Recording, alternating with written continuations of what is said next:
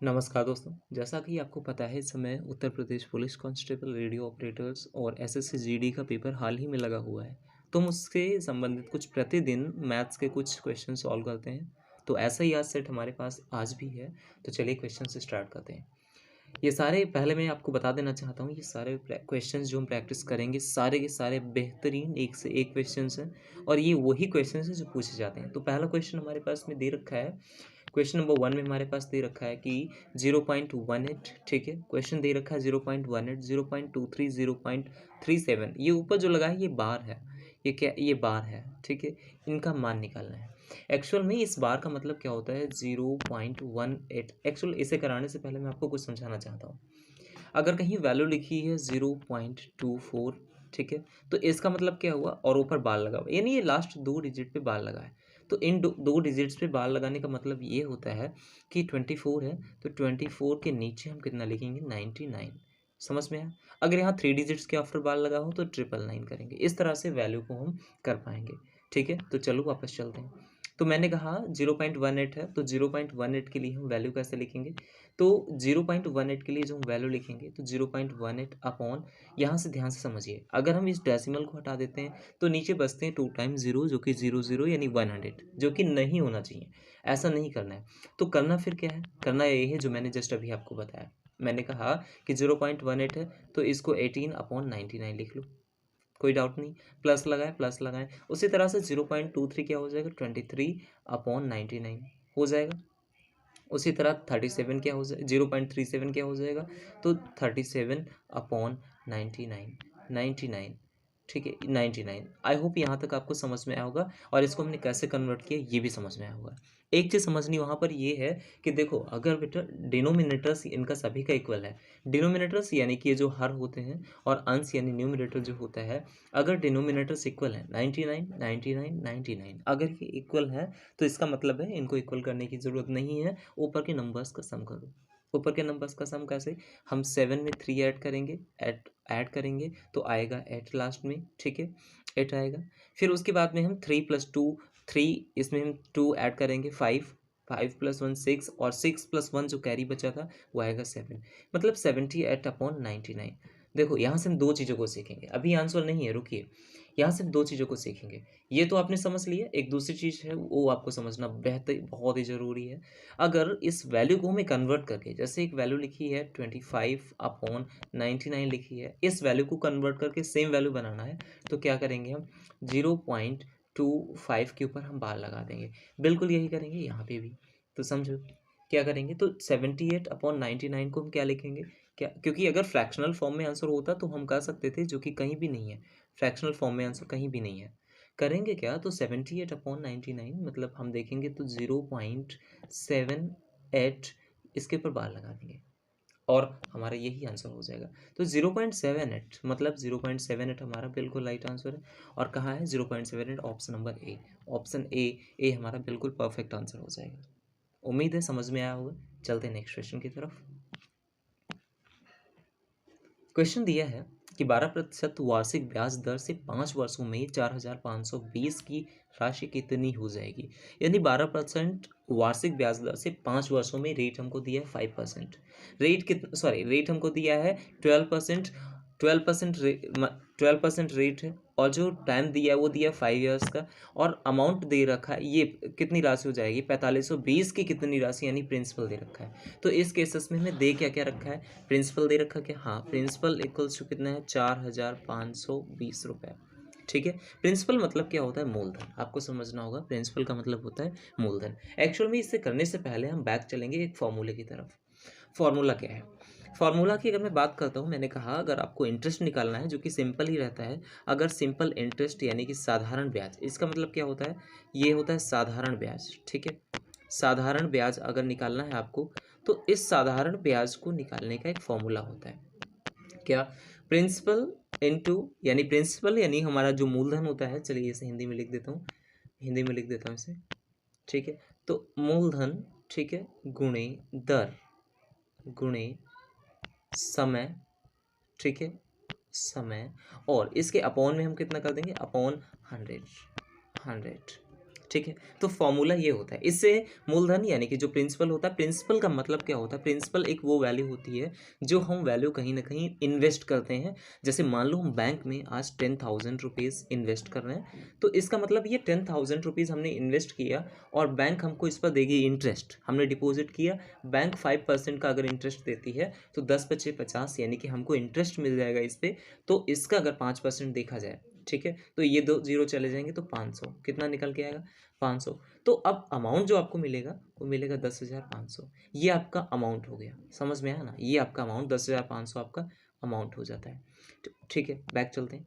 मैंने कहा आपसे प्रिंसिपल इतना है, रेट हमको दे रखा है यानी कि दर दे रखी है कितनी, 12% दर दे रखी है, और टाइम दे रखा है कितना, 5 वर्ष का। बस फॉर्मूला वही लगाएंगे, सिंपल इंटरेस्ट यानी SI equals to P into r into t upon 100। देखो एक्चुअल में ना हमेशा हमें हिंदी को प्रेफरेंस नहीं देना चाहिए, कभी कभी ऐसे भी चांसेस पड़ जाते हैं जो हमें इनका यूज़ करना पड़ेगा, है ना। आई होप ये चीज़ समझ में आई होगी। इस डेटा को मैं साइड में करता हूँ। अब समझिए, यहाँ पर दिया है कि 4500, तो सिंपल इंटरेस्ट ही तो हमें निकालना है, सिंपल इंटरेस्ट में निकालना है। प्रिंसिपल कितना है, 4520, तो लिखेंगे 4520, इसको लिखेंगे इंटू रेट कितना हमारे पास में है 12%, तो 12% को 12 लिखेंगे, इंटू टाइम कितना हमारे पास में 5 वर्ष को 5 वर्ष लिखेंगे अपॉन 100। उम्मीद है यहाँ तक आपको समझ में आया होगा। अगर कहीं भी इशू पड़ता है, लास्ट में एक नंबर देता हूँ, उस नंबर पे आप कांटेक्ट कर सकते हैं अगर कोई भी डाउट रहता है आपका।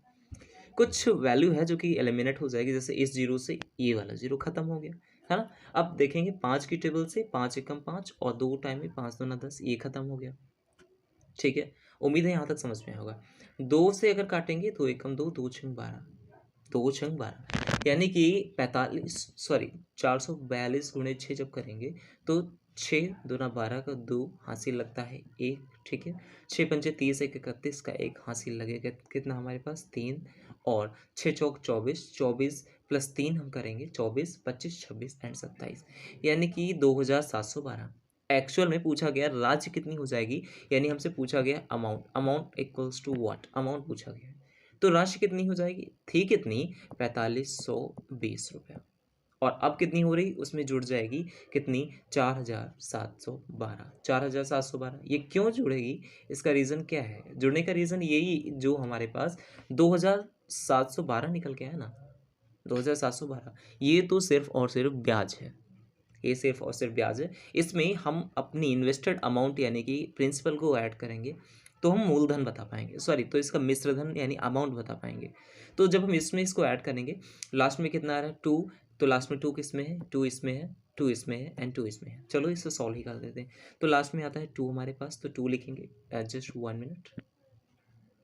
लास्ट में 2 आता है, 2 लिखेंगे, एंड 2 प्लस 1 कितना हो जाएगा 3 हो जाएगा, 3 लिखेंगे। 7 प्लस 5 12 का 2 हो जाएगा, कैरी कितना 1, 4 प्लस 2 6, 6 1 7, तो 7232, 7232 हमारा ऑप्शन कहाँ है, तो ऑप्शन नंबर ए हमारा बिल्कुल परफेक्ट आंसर है। उम्मीद है प्रश्न समझ में आया होगा।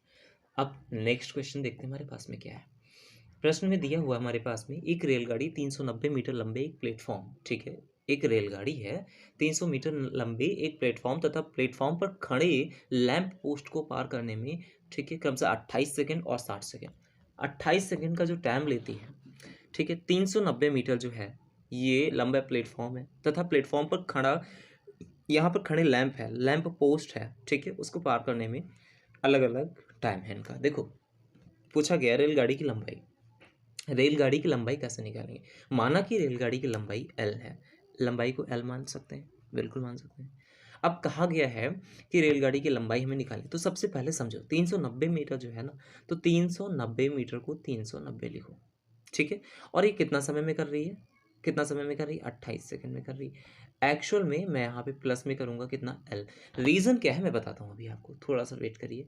इक्वल्स टू, अब यहाँ पर जो नेक्स्ट है वो 7 सेकंड में करती है, और जो कि हमें उसके लेंथ पता ही नहीं है, तो L ही हम उसको भी कंसिडर करेंगे, L ही हम उसको कंसिडर करेंगे जो कि 7 सेकंड में करेगी, ठीक है। उम्मीद है यहाँ तक समझ में आया होगा। जो वैल्यू कट रही है, जैसे ये 7 से 7 कट रहा है, बेशक काट देंगे, कोई डाउट नहीं है, लेकिन उससे पहले अगर हम इसे क्रॉस मल्टीप्लाई से करें तो बात आसानी से बन सकती है, तो फिर क्यों काटना है ना।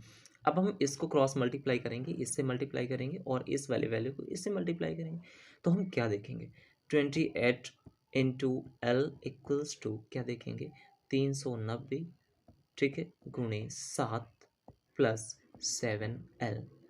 हमें पता है ये 7L ना, देखो समझो यहाँ पर जो 7L दे रखा है 7L की वैल्यू को हम इधर लेके आएंगे तो ये माइनस हो जाएगा, तो ये 7L ये 28L यानी कि 21L हो जाएगा। 21L इक्वल्स टू 390 अपॉन कितना 390 इंटू 7, ठीक है।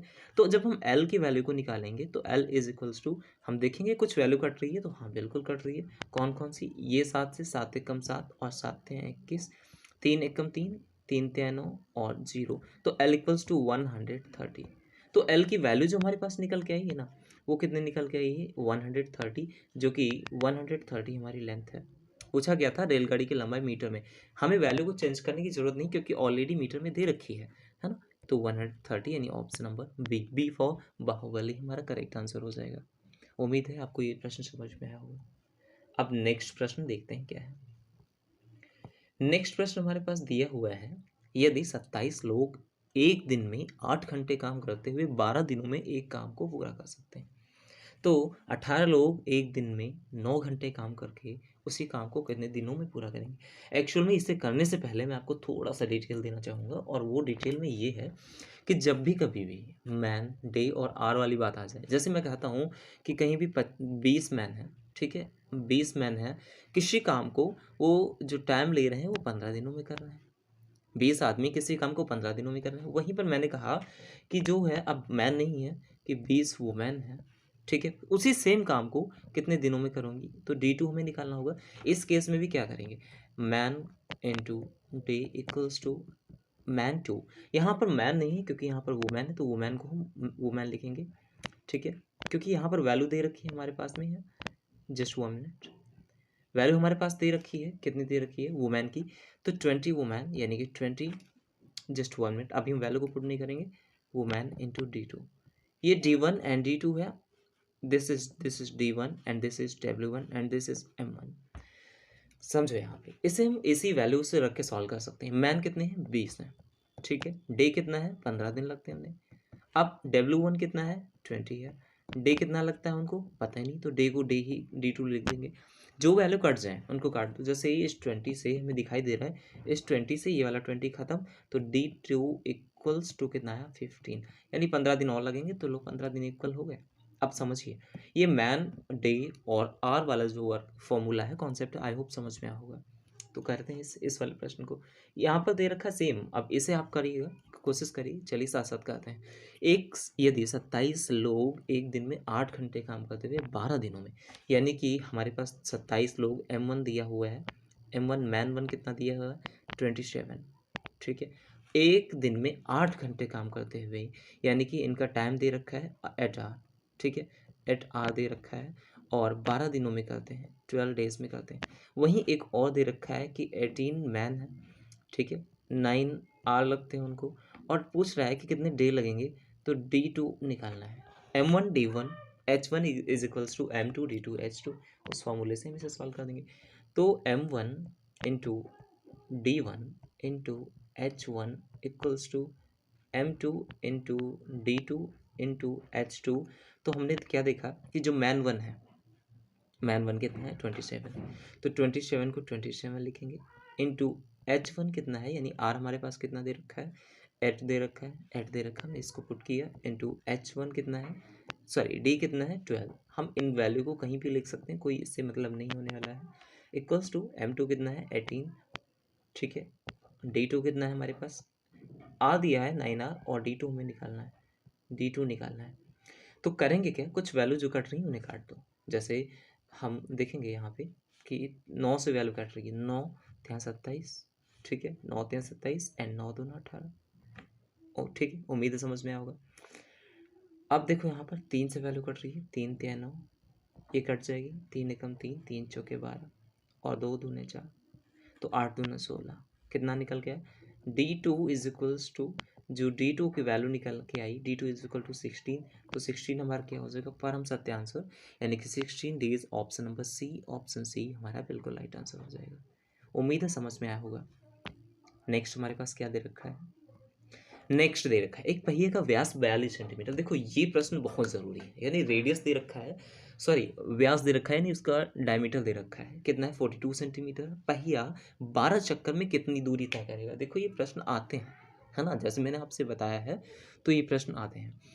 यहाँ पर समझना ये है कि यहाँ पर हमें व्यास दे रखा है यानी कि डायमीटर, व्यास दे रखा है यानी कि डायमीटर। अच्छा, व्यास दे रखा है यानी कि डायमीटर जो है, ठीक है, डायमीटर कितना दे रखा है 42। हमें पता है कि जो रेडियस होता है ना, एक्चुअल में थोड़ा सा एक पेज और हम चलते हैं, एक पेज और चलते हैं, थोड़ा समझाना है आपको। तो मैं यहाँ से कोई भी एक शेप ले लेता हूँ जैसे मैंने इसका शेप ले लिया, इसका शेप ले लिया, ठीक है, ये एक शेप है। अब थोड़ा सा समझिएगा यहाँ पे, यहाँ समझना क्या है वो ये है कि अगर मैं इस पूरे सर्कल की मैं बात करता हूँ, यानी कि इस पार्ट से लेके इस पार्ट से लेके इस पार्ट से लेके इस पार्ट की अगर मैं कंप्लीट बात करता हूँ, ठीक है, इन सारी कंप्लीट बात करता हूँ, और इसके आउटर लेयर की, यानी इस ये जो आपको रेड लाइन दिखाई दे रही इस लाइन की मैं बात करता हूँ, तो ये इसकी सर्कमफेरेंस कहलाती है। ध्यान से समझिए, अगर हम इसको टू पार्ट्स में डिवाइड करते हैं, अगर हम इसको टू पार्ट्स में डिवाइड करते हैं, तो ये अब जो है यहाँ से यहाँ तक ये जो पॉइंट है ये इसका डायमीटर है, ये इसका डायमीटर है। क्योंकि रेडियस जो होता है, हमने क्या देखा कि जो रेडियस होता है वो डायमीटर का हाफ होता है। जो रेडियस होता है, रेडियस जो होता है वो डायमीटर का हाफ होता है। तो रेडियस जब भी कभी हम निकालेंगे तो डायमीटर का हाफ, तो रेडियस इज इक्वल टू कितना होगा d/2। रेडियस कितना होगा d/2, d/2, ठीक है। तो रेडियस जैसा कि हमारे पास दे रखा है, रेडियस यानी कि त्रिज्या। अब त्रिज्या क्या होती है आपको ये समझना बहुत ज़रूरी है। देखो अगर मैं इस वाले पॉइंट की बात करता हूँ, ये इसका सेंटर है, तो ये अगर सेंटर है तो यहाँ से यहाँ तक की जो भी डिस्टेंस होगी ये इसकी रेडियस कहलाएगी, और यहाँ से यहाँ तक की जो कंप्लीट होगी ये डायमीटर कहलाएगी, है ना। एक्चुअल में जब भी कभी भी आपको इसके सरकमफेरेंस की बात कर दे, तो सरकमफेरेंस क्या होता है, यानी इसकी परिधि, जो परिधि होती है, तो इसकी सरकमफेरेंस होती है 2πr, है ना। अब आर हमने आपको निकालना बता दिया, इसका फॉर्मूला बता दिया, वापस चलते हैं प्रश्न पे। तो प्रश्न दे रखा था कि रेडियस कितना है, तो डायमीटर कितना 42/2 इज इक्वल टू 21। उम्मीद है आपको रेडियस समझ में आया होगा। अब चलते हैं प्रश्न की तरफ। तो इसकी जो सरकमफेरेंस है यानी पहिए की जो परिधि है, ठीक है, एक पहिए का व्यास है। यहाँ पर भी थोड़ा सा डिटेल देने की ज़रूरत है आप लोगों को, बिल्कुल मैं डिटेल दूंगा। तो मान लो ये एक पहिया है, ये एक पहिया है, ठीक है, जस्ट 1 मिनट, इस पहिए को थोड़ा सा मैं चेंज कर रहा हूँ। मान लो ये एक पहिया है, बिल्कुल सही, परफेक्ट, एक परफेक्ट है। इसमें कहा गया है कि पहिए का जो व्यास है वो 42 है, मतलब यहाँ से यहाँ तक की जो डिस्टेंस है, यहाँ से यहाँ तक की जो डिस्टेंस है, ये डिस्टेंस आपकी 42 है, ये वाली डिस्टेंस आपकी, जस्ट 1 मिनट, यहाँ से यहाँ तक की डिस्टेंस आपकी 42 है। इसको कंप्लीट करेंगे, यहाँ से यहाँ तक की डिस्टेंस ये 42 सेंटीमीटर दे रखी है। तो इसका रेडियस कितना होगा, यानी यहाँ कहीं पे, अगर ये कंप्लीट 42 सेंटीमीटर है, ठीक है, 42 कंप्लीट सेंटीमीटर है, तो इसका हाफ यानी कि हम कितना 21 बोल सकते हैं, बिल्कुल 21 होगा। हमें फॉर्मूला पता है, फॉर्मूला क्या होता है 2πr। ये क्या होता है, रेडियस निकाल, मतलब इसका परिधि निकालने का, सरकमफेरेंस निकालने का, ठीक है, सरकमफेरेंस निकालने का। तो 2πr, अब सिंपल सी बात है, इसे हम सॉल्व करना स्टार्ट कर देंगे। तो 2πr जब हम इसे सॉल्व करेंगे, 2 × 22/7, पाई की वैल्यू क्या होती है मैं आपको बताना भूल गया, सॉरी, पाई की वैल्यू क्या होती है 22/, पाई इक्वल्स टू 22/7, या फिर इसी को हम 3.14 भी बोल सकते हैं, 3.14 बोल सकते हैं, ठीक है। देखो, तो पाई की वैल्यू हमने 22/7 रखी, इनटू मल्टीप्लाई करेंगे, रेडियस कितना है 21, तो 21 लिखेंगे। 7 को 3 से, 7 3 से 21। अब देखो यहाँ पर 33 त्याएँ, मतलब 22 त्याएँ हम करेंगे 66, और 66 दूना 132, यानी कि 132 सेंटीमीटर। समझिएगा, क्योंकि इन्होंने कहा है कि 12 चक्कर, प्रश्न में देखा 12 चक्कर, ये तो एक राउंड का होगा ना, एक राउंड का, मतलब ये अगर कंप्लीट घूम के आए हम तो हमारे पास 132 सेंटीमीटर इसका निकल के आता है। अब ऐसे ही टोटल 12 राउंड्स होंगे, यानी 12 राउंड्स होंगे इसके, तो 12 से मल्टीप्लाई कर देंगे इसको 132 को, तो आंसर हमारे पास निकल के आएगा 1584, ठीक है, 1584। एक्चुअल में हमें इसे मीटर में निकालना है, ये तो सेंटीमीटर है ना, ये तो सेंटीमीटर है, सेंटीमीटर को जो मीटर से निकालेंगे तो डिवाइड बाय 100, तो 1584 divide by 100 equals to 15.84, and 15.84 क्या होगा हमारा, 15.84 will be our right answer, 15.84 option number C. उम्मीद है प्रश्न समझ आया होगा। ठीक है, अब प्रश्न दे रखा है एक ठोस घन का संपूर्ण पृष्ठीय क्षेत्रफल 2400 सेंटीमीटर है। ठीक, घन घन की बात की जा रही है, तो आपको थोड़ा सा डेमो देना पड़ेगा। इस चीज़ को मैं यहीं पे करता हूँ। घन की अगर बात की जा रही है, यानी कि हम स्क्वायर की बात करते हैं, तो स्क्वायर का शेप ऑलरेडी है मेरे पास में, हम इसी का ही यूज़ करेंगे। तो स्क्वायर का शेप दे रखा है हमारे पास, ये है। ठीक है, इसमें दे रखा है कि एक घन का संपूर्ण पृष्ठीय क्षेत्रफल, जस्ट 1 मिनट, थोड़ा सा फिगर यहाँ पे बनाएंगे, हम इसको यहाँ ड्रॉ करेंगे। ठीक है, यहाँ ड्रॉ करेंगे। अब समझिएगा, यहाँ पर दे रखा है कि एक घन का संपूर्ण पृष्ठीय क्षेत्रफल 2400 सेंटीमीटर स्क्वायर है। मतलब इसका कर्व्ड सरफेस एरिया, यानी संपूर्ण पृष्ठीय क्षेत्रफल की अगर बात की जा रही है, ठीक है, तो कर्व्ड सरफेस एरिया यानी कि इसका यहाँ से और यहाँ जो हम टोटल डिस्टेंस ट्रेवल करेंगे, ये टोटल दे रखा है 2400 सेंटीमीटर स्क्वायर। तो घन का आयतन यानी वॉल्यूम हमें इसका निकालना है, तो वॉल्यूम हमें निकालना है। पहले घन का संपूर्ण क्षेत्र जो पृष्ठीय क्षेत्रफल है, यानी कि टोटल सरफेस एरिया, यानी जिसको TSA भी हम बोलेंगे, उसको देख लेते हैं। TSA का फॉर्मूला हमें पता होना चाहिए, 6A²। हमें हमारे पास दे रखा है, TSA की वैल्यू दे रखी है, TSA की वैल्यू हमारे पास है 2400, तो 2400, तो 6A² इक्वल्स टू 2400। इस तरह से हम A² की वैल्यू को देखेंगे, 6 इधर से काट देंगे, 6 कम 6 और 6 चौक 24 और 0 0, तो A² इक्वल्स टू कितना निकल के आया, 400। A की स्क्वायर की वैल्यू कितनी है, 400, तो A की वैल्यू कितनी निकल के आएगी, A इज इक्वल्स टू 400, इसके ऊपर हम क्या लगा देंगे, रूट, और जब 400 रूट लगाएंगे तो ये 20 की वैल्यू आएगी, 20। ध्यान से समझिए, तो ये 20 की वैल्यू आई। अब पूछ रहा है हमसे कि घन का पृष्ठीय क्षेत्रफल कितना होगा, तो घन का पृष्ठीय क्षेत्रफल हमारे पास जो निकल के आएगा वो 20 होगा, बट ऑप्शन में तो मैच नहीं कर रहा है। जस्ट 1 मिनट, पूछ रहा है घन का आयतन, पूछ रहा है हमसे, घन का आयतन हमसे पूछा गया है। एक्चुअल में आयतन दिया है हमसे, घन का आयतन पूछा है, तो आयतन यानी कि A³। इसका अगर क्यूब का वॉल्यूम पूछे, तो क्यूब का जो वॉल्यूम होता है, वॉल्यूम ऑफ जो क्यूब होता है वो होता है A³। तो A³ यानी कि 20 × 20 × 20, ठीक है, इज इक्वल्स टू कितना आएगा, 2 दूने 4 दूने 8 और ट्रिपल टाइम 0, तो 8000। 8000 ऑप्शन में है कहीं, 8000 सेंटीमीटर, तो 8000 सेंटीमीटर मतलब ऑप्शन नंबर डी हमारा परफेक्ट आंसर हो जाएगा। उम्मीद है समझ में आया होगा। अब हम देखते हैं, एक और क्वेश्चन दिया है हमारे पास में, दिया है एक ठोस घन का संपूर्ण पृष्ठीय क्षेत्रफल 2400 सेंटीमीटर। आई थिंक ये क्वेश्चन रिपीट हो चुका है, यस, क्वेश्चन रिपीट हो चुका है। ठीक है, क्वेश्चन रिपीट है। एक क्वेश्चन और भी हमारे पास में है, ये बहुत बेहतरीन है। कपड़े का एक टुकड़ा 600 में खरीदा गया, सिलाई शुल्क के रूप में 40 रुपये देने के बाद 12.5% का लाभ पाने के लिए इसे कितने कीमत पर बेचा जाना चाहिए।